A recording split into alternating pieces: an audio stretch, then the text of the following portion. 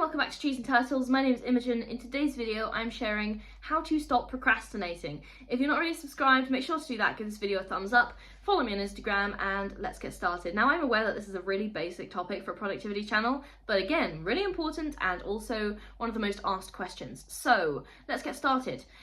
Write down the exact steps that you need to do to accomplish each goal in as much detail as you can, but you don't want to overthink it, you don't want to overplan it, so set a time limit, okay? So that's the first stage, is you need to understand exactly what you need to do to reach your goal, but set a time limit because you are gonna overthink and overplan, because overplanning in itself is a form of procrastination, and we are not gonna fall into that trap this early, absolutely not. This is the first point of the video. So, time limit, plan in as much detail as you can in the time limit. Right, number 2. You have to get started on the goal rather than overthinking it. In some situations, I've realised it would take less time for me to do something immediately than it would to add it to my to-do list, so I just get started straight away. And when I say just get started in a video about procrastination, you might be thinking, yeah, duh, no shit. If I could do that, I wouldn't be here. But if you can do something tangibly towards your goal, then it will really help. Okay, so in the previous step, I asked you to write down as many detailed steps as you can of tangible things that you can do towards your goal. So just take the first step, look at the list, be like, what's the first step? And get up right now and go and achieve it, okay? Get up right now and go and do it. That's literally, pause the video, come back when you've done it. Okay, we're gonna assume that you've done it now. Number 3, imagine that you're gonna die tomorrow. I'm not messing around here. Nobody knows when or how they are going to die. Would you like to spend your last day procrastinating and achieving nothing of value? I don't think so. So get working. And I mean, I say this as someone who has anxiety, and yeah, maybe this is not a good idea to think about in too much depth if you have anxiety, but does it work? Absolutely yes. Okay, so I think what I'm saying in a more, in a softer way, maybe to describe this in a softer way, I'm saying, look, nothing is guaranteed, no time is guaranteed, okay? So isn't the current moment precious? And wouldn't you want to spend that on something worthwhile? But I feel like I had to lead with, imagine that you're going to die tomorrow, for the shock value, because it really is a shocking idea. And a lot of us people don't think about it. Like, a lot of people don't think about it. So get going. Alright, number 4, do it imperfectly and then improve, okay? Often we procrastinate because we're afraid that whatever we produce won't be good enough. And I relate to that so much. I literally relate to that so much, okay? Because I'm a huge perfectionist. But it's easy to improve something when you have something to improve.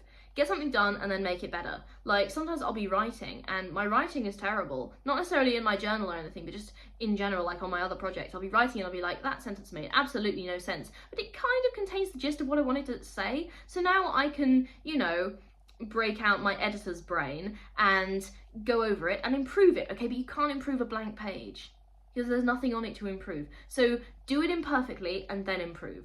And yeah, you're a perfectionist, I get it. Like, maybe if you're a procrastinator, you are a perfectionist. Chances are you have some perfectionistic tendencies, but perfection is going to be equally as far away if you don't get started, okay? So the only way to make something perfect, or even a lot better, is to actually start it, and sometimes the first draft will suck. So just accept that, I'm sorry. Sometimes the first draft will suck. Often the first draft will suck. It's okay. Second draft will suck less. Okay, the next tip is to make yourself so bored that you have to work. Remove all your distractions from your environment, okay? A lot of my best and most focused work has been produced when I was really bored. And equally, there have been some times when you could have put me in a blank room with a textbook and I wouldn't have studied it.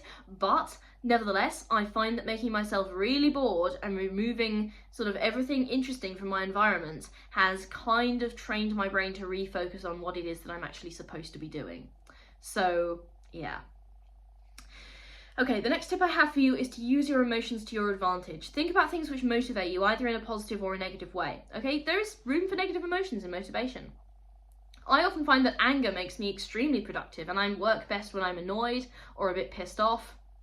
I mean, I'm actually not annoyed or anything today. I've been filming a lot of videos today, but I'm not annoyed or anything. I think it's just a productive day. Anyway, but I often find when I'm annoyed that I work really well and I work really fast, and I also work quite accurately because all of my focus, I'm using my frustration, I'm taking my frustration out on the work, okay? And I'm using that energy to get stuff done, okay? Sometimes I annoy myself on purpose to stop procrastinating and get stuff done. Fear of failure is another good one. A lot of my biggest goals have been achieved because I was just scared of failure. And yeah, it wasn't good for my anxiety, but in the moment, I had anxiety anyway, so I might as well use it to my advantage. Does that make sense? Again, not ideal, but if you're experiencing those emotions already, then you can use them to your advantage. And sometimes achieving something through negative emotions can actually be incredibly positive. So you're bringing something positive out of something negative, which is always worthwhile. Keep trying, okay? Do the best you can. Seriously, reducing procrastination, I get it. It's an ongoing task, like all of self-improvement, like all of productivity, and it's one that you can get better and better at. Every day you can procrastinate a bit less and be a bit more efficient. Don't be mad at yourself if you procrastinate. Use those emotions as fuel to improve. Okay, that is all that I have to say on the topic of procrastination. I hope you found it helpful. Let me know your thoughts in the comments. If you're not already subscribed, make sure to do that. Give this video a thumbs up. Follow me on Instagram, and I will see you in the next video. Okay, bye.